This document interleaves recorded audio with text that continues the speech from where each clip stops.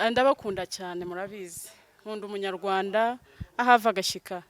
Ninjye munyarwanda utajya utinya kuvuga ibibabaje abanyarwanda cyangwa se icyo ndi nk'umunyarwanda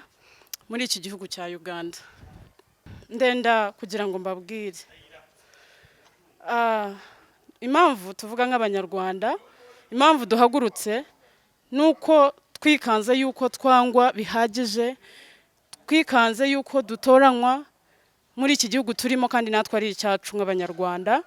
Niyo mpamvu twaciyemo gufatanyiriza hamwe muri iki kibina cy'umubano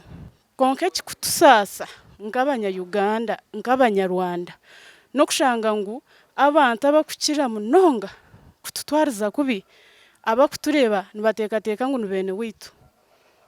abo kubaka ngambere twena turi abantu tubasa kuba tutano mu ndimi konka turi bamwe konka kushanga ngo umunyarwanda notora no bahikaho bakutuma shwenkuru hehe kugira ngo uroko twore cyaho bamuzikire amazima garwo tubishikire nitwenda ngo president wihangeri namanya harigire n'abanyarwanda namanya abanyarwanda cyo bakoziro mu ihangeri namanga abanyarwanda bakemerera nawe namanga abanyarwanda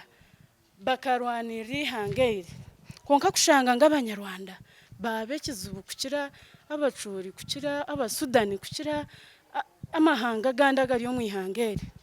amazima garwo tumukurango ni hano tumugire imbabazi abanyarwanda babatwaye iki rero abanyarwanda